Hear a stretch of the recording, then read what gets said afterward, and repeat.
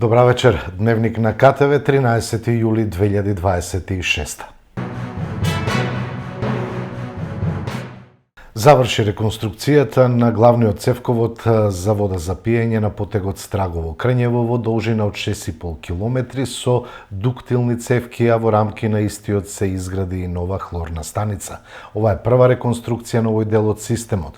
Проектот е финансиран од Министерството за транспорт во финансиска вредност од 20 милиони денари, информираат од локална самоуправа Кавадарци. Денес во просториите на локалната самоуправа општина Кавадарци се одржа тренинг сесија во организација на Земјоделскиот институт при Универзитетот Свети Кирил и Методиј во рамки на проектот Еколошки решенија базирани на природата за ублажување на деградацијата на почвата. Општина Кавадарци е партнер во овој проект кој има за цел и примена на иновативни природно базирани решенија за заштита и зачувување на почвата како еден од најзначајните природни ресурси. Во рамките на денешната обука беа презентирани современи пристапи и добри практики за превенција и ублажување на деградацијата на почвата, како и можностите за нивна примена на локално ниво.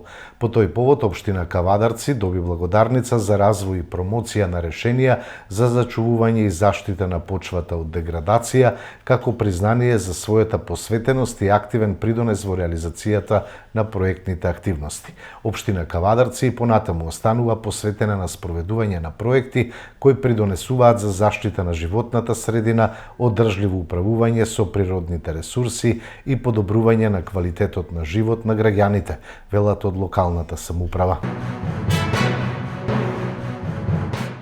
Вчера во Глишик беше осветен големиот крст кој ќе остане како траен символ на верата и духовноста за жителите на Глишик и на целиот крај. На чинот на осветување присуствуваа градоначалникот на општина Кавадарци Митко Јанчев и председателот на Советот доктор Стојан Чорамов. Овој значаен проект е реализиран благодарение на иницијативата и посветеноста на местната заедница Глишик со поддршка од општина Кавадарци, јавното предпријатие Комуналец, општествено одговорни компании и физички лица кои несебично помогнаа во неговата изградба. Крстот е висок 15 метри со распон од 10 метри. Ќе биде место на молитва, благослов и духовно собирање, сведоштво за силната вера и заедничката желба да оставиме нешто вредно за идните генерации. Во рамки на Кавадаречко културно лето, синоќа во Моклиште по четврти пат се одржа фестивалот на чалгиска музика Ваташа 2026.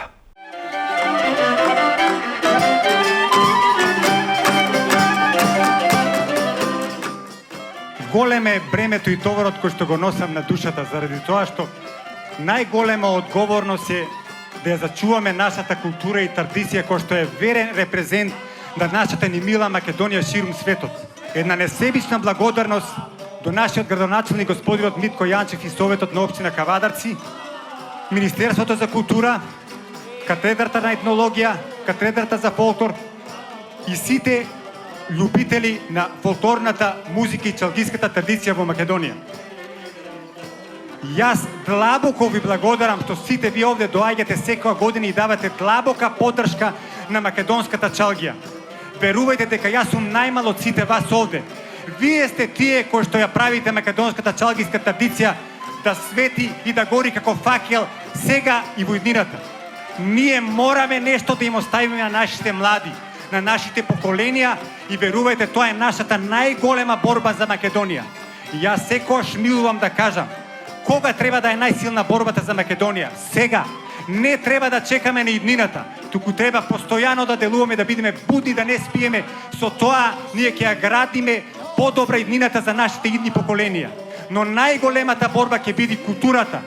Борбата само преку култура.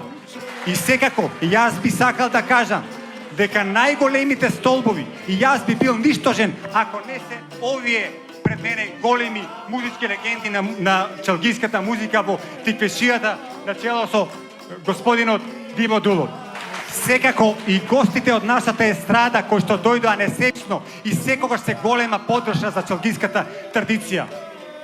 Да не ги набројувам сите, но ќе издвојам само еден од нив, исто така кој што е вечниот чувар на чалгиската музика, долгогодишниот шеф на оркестрат за чалгиска музика при Македонската радио телевизија, господинот Кустрев Саид. Јас на вистина ви благодарам што сите дојдовте оваа вечер во голем број. Се надевам дека ќе уживате во овие чалгиски напеви. Нека ни е вековит Чалгија фест Ваташа за многу години, каде и да сте ми македонци. Со голема љубов и почит.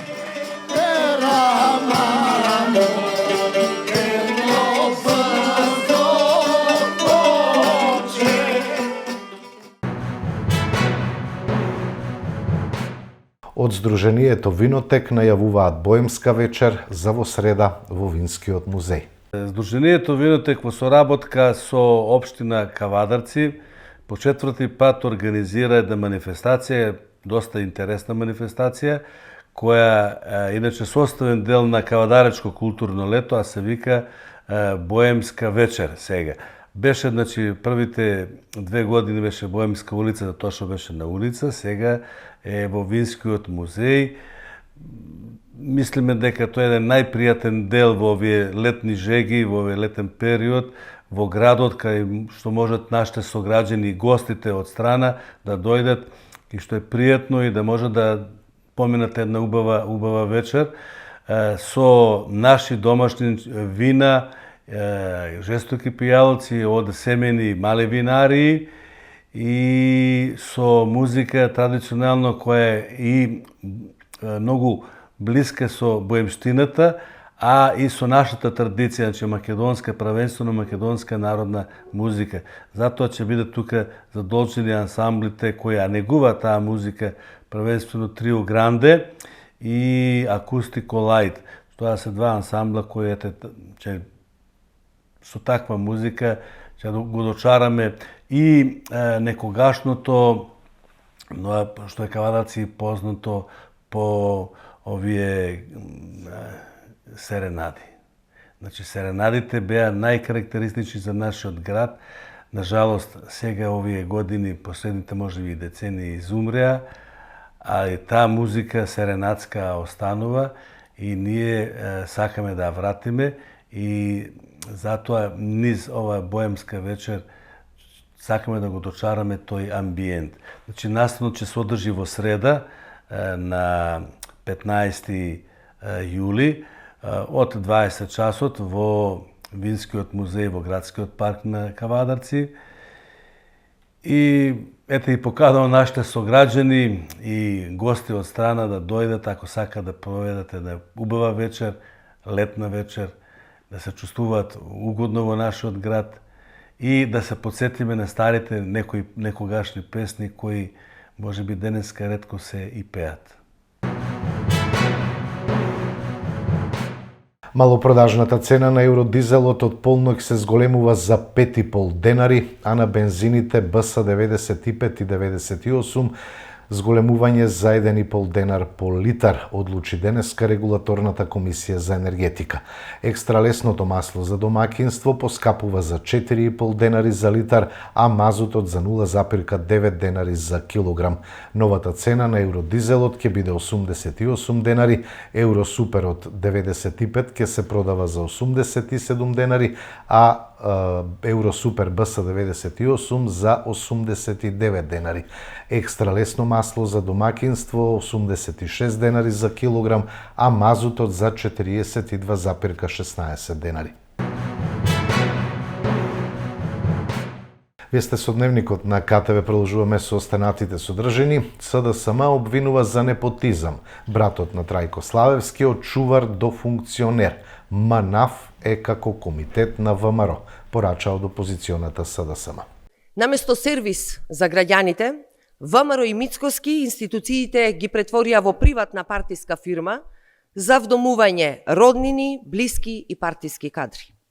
Скандалот со унапредувањето на братот на Трајко Славевски од чувар во член на управен одбор на акционерското друштво за вршење на дејноста давање услуги во воздухопловната навигација МНАФ е шокантен пример токму за тоа.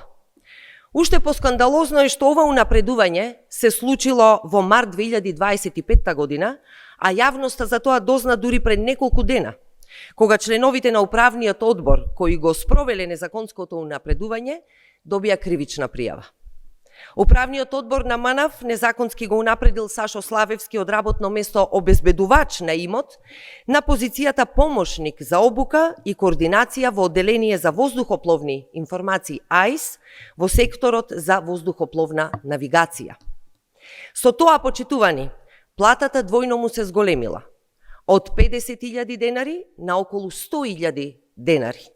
Значи, за само 14 месеци незаконски му биле исплатени повеќе од 7.000 евра на штета на МНАВ.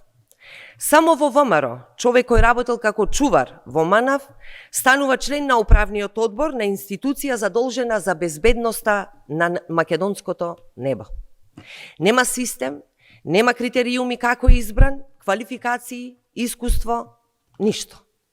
Единствениот критериум е тоа што е брат на Трајко Славевски и близок до ВМРО. Така МНАВ наместо за безбедност на македонското небо е претворено во партиски комитет на ВМРО.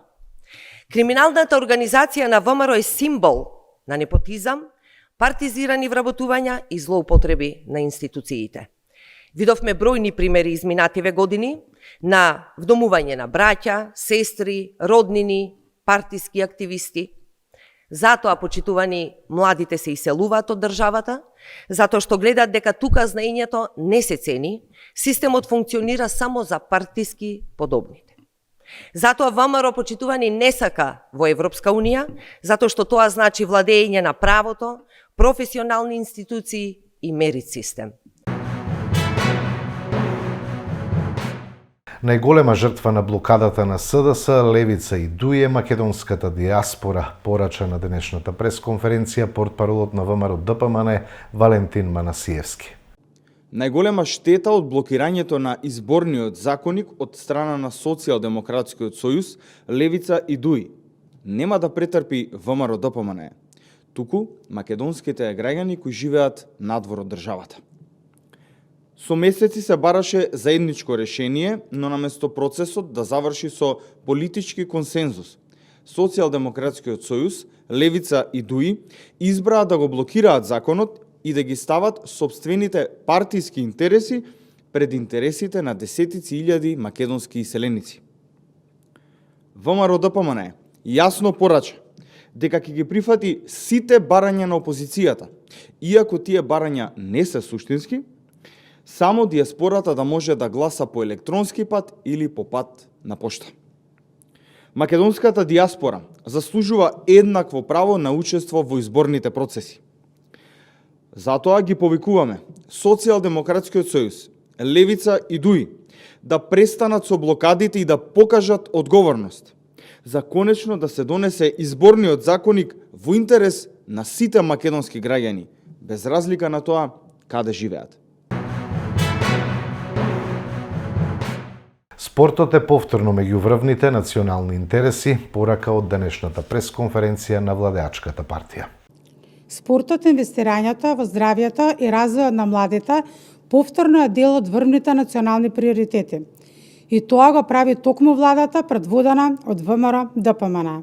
Од преземањето на одговорноста, ВМРО ДПМН да ја предводи владата, започна силното вложување во капитални инвестиции и спортска инфраструктура. Се реализираа отпочнатите и незавршени проекти. Се отпочнаа многу нови и се прават планови за следни капитални инфраструктурни објекти и проекти.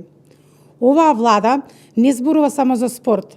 Оваа влада посветено гради спорт и тоа може да се види со тоа што само за 2 години реализираше и започна 60 спортски проекти со вкупна вредност од над 21 милион евра. Во изминатиот 2-годишен период се реконструираа и започнаа повеќе капитални инфраструктурни проекти, меѓу кои спортската сала Расадник, атлетските патеки во Велес и во Гевгелија, спортската сала во Радовиш. Започна долго очекуваната реконструкција на спортската сала Нуким, изградбата на нови спортски сали во општина Аеродром, во Крушево и во Воената академија во Скопје, како изградбата на новите трибини на градскиот стадион во Тетово. Исто така изградени и реконструирани се бројни игралишта, мултифункционални терени и спортски објекти. А во различни фази на реализација се и 9 базени низ државата. Почитувани медиуми, почитувани граѓани, инвестираме во спортот и младите, затоа што крајна цел е да изградиме систем што ќе создава шампиони и инфраструктура што ќе служи со децении.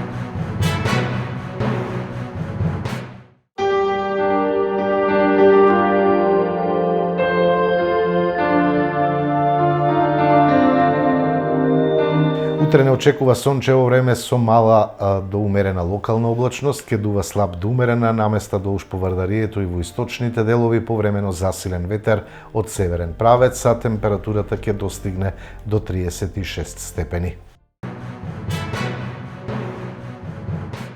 Го следевте дневникот, ви посакувам пријатна вечер.